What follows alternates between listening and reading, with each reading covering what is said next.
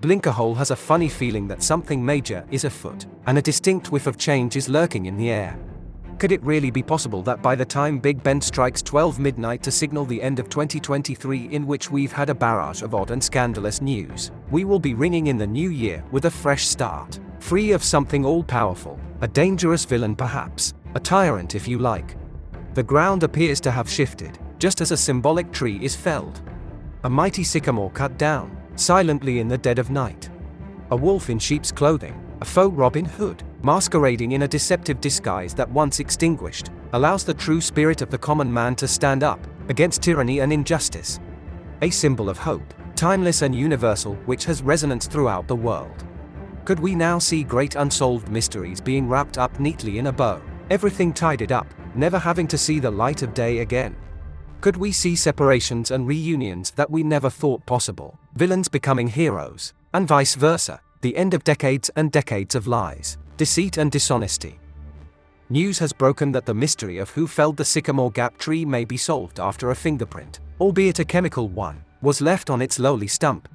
Often referred to as the Robin Hood tree, and media consistently making reference to its connection to the film Robin Hood, Prince of Thieves starring Kevin Costner, we decided to take a closer look at the symbolism of the tree. What does it actually represent? Strength, protection, eternity, and divinity, apparently, and its prominent appearance in the 1991 American blockbuster, we feel is significant in itself. The Sycamore Gap tree was located by Hadrian's Wall at grid reference NY 761677, and it was previously visible from the nearby B6318 Military Road. After Kevin Costner came under fire for his accent in Robin Hood, Prince of Thieves, the co-producer John Watson suggested that the actor's accent could be considered mid-Atlantic and that Costner had a tempered accent, a softened-up Americanization. He said, it was inappropriate to have him sound like Prince Charles. We didn't want to go all the way to British royalty. But we didn't want him to sound Californian. On hearing the reference to royalty, we dug a little deeper and discovered an old photograph of a young Prince Charles, now of course, the King of England, on his 5th birthday. It seems that he was rather keen on playing one of the most famous outlaws of all time. Smiling at the camera, bow in one hand, he was a Robin Hood, ready to take on the world. The felling of the Robin Hood tree in the early hours of Thursday, September 28th, must have hit him very, very hard indeed. GB News presenter John Cleese once said that he based his own portrayal of Robin Hood in the film Time Bandits on Prince Charles, a polite, bland, super awkward guy forced to interact with the common folk, as part of his work.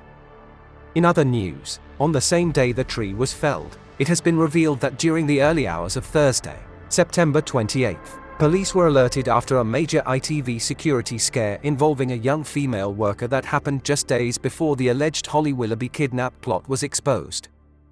A man was apparently held by guards after he followed the woman into a lift at the This Morning studios in White City, West London, on Thursday, September 28th. She shouted out for help in terror. The incident happened at 5:50 a.m., 10 minutes before Good Morning Britain host Susanna Reid was due to go on air at 6 a.m., and close to where Holly was due to arrive for work later. Lorraine Kelly was also expected soon after. Security bosses at the site, which is operated by BBC Studio Works, notified police. A telly source said, a man snuck into the studios by following a junior female member of ITV staff into the lift, which took him right down to outside the This Morning offices. She was shaken and security escorted the man out. Clearly, what happened to Holly has also added to the sense of fear and distress among everyone at ITV, and ITV responded saying, the isolated incident was swiftly dealt with by security. The safety of colleagues, on and off screen, is always of the utmost importance and we have robust security measures in place. No ITV daytime show was on air. BBC Studio Works said steps had been taken to prevent a recurrence. A BBC Studio Works spokeswoman said, we're aware of the incident on the 28th of September involving a member of the public entering our facility at Television Centre. This was an isolated event which our Television Centre security personnel acted swiftly and efficiently to resolve. At BBC Studio Works, the safety and well-being of our staff and visitors is our top priority. At Television Centre, we maintain a stringent security protocol, and both visitors and staff are consistently expected to wear identification passes and adhere to our health and safety requirements. These measures are in place to ensure the safety and security of everyone on our premises. In response to this incident, we have conducted a comprehensive investigation and taken concrete steps to prevent a recurrence. Have they really? Because on checking the website of BBC Studio Works, which states that they are a commercial subsidiary of the BBC, providing studios and post-production services to all the major TV broadcasters and production companies, we discovered some strange security issues. BBC Studio Works appear not to have updated their website in quite a while. Emblazoned across the top of the page dedicated to ITV daytime shows, we see an aerial view of the This Morning studio, complete with former presenters Phillip Schofield and Holly Willoughby. Scroll a little further down and there's a video of them both explaining in great detail the layout of the studios, which doors they use to enter and exit the building, where their fellow presenters are located, in which direction and through which wall, and explaining how good the soundproofing is. How very bizarre. Further down, unsurprisingly, we see a photograph of Dan Wootton on The Lorraine Show, a tad outdated now, you could say. Perhaps BBC Studio Works, who said that a stringent security protocol is in place, might want to consider removing the detailed information available on their website about presenters' whereabouts within the building. Just in our opinion, of course. There seems to have been a lot of incidents involving television presenters over the last few years, and we decided to take a closer look.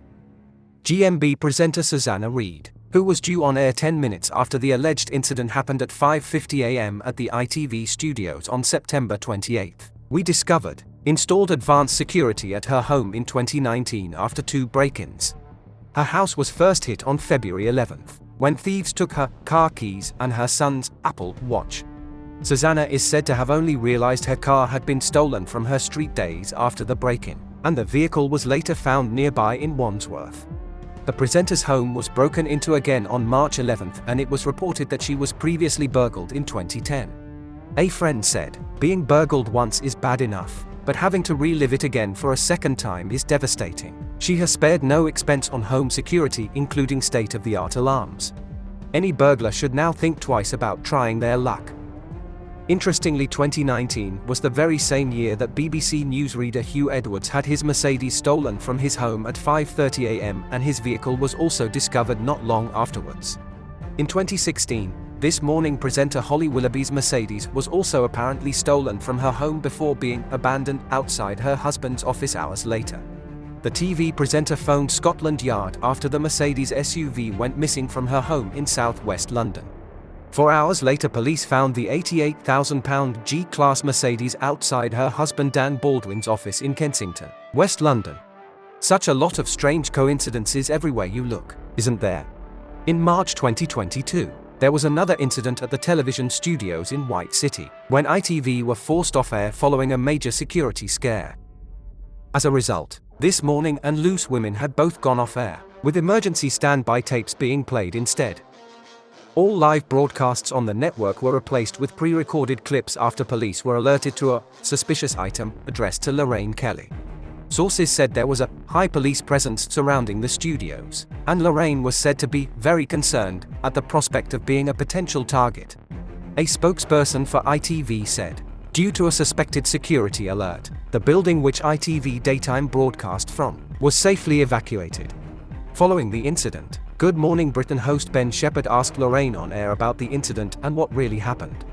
Lorraine confirmed it was a package addressed to her and confirmed that there was nothing wrong with the item she had received, and the issue was down to a battery in the item. Ben had asked, "Lorraine, were you responsible for the evacuation? I was reading the newspaper. What was it? A pair of suspicious underwear or something?" Lorraine explained, "No, it wasn't. So it was, apparently. So I am told. Apparently somebody had sent," she stutters, "somebody from a film company had sent me a wee present. It had a battery in it. And when they x-rayed it, it looked a little suspicious. But it was all fine and it was all dandy. It is okay." Lorraine again confirmed it was nothing to worry about and it was all fantastic. It was later revealed that amid the terrifying security scare in which the whole of ITV studios was shut down, Phillip Schofield took the opportunity to spend the afternoon in the pub with his This Morning colleagues. Perhaps they enjoyed a couple of Bloody Marys, who knows? This Morning's editor Martin Frizzell, who hates aubergines apparently, seemed equally nonchalant about the whole affair. taking to Instagram stories around 40 minutes after the channel first went off air, to post a snap of the show's empty set, writing, "I blame the cheesecake. Yes, that'll be it."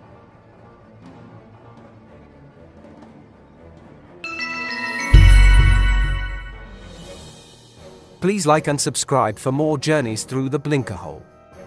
For entertainment purposes only. Keep up to date with our latest investigations and hit the join button. If you like what we do, send us a super thanks. Official Blinkerhole merchandise is available in store.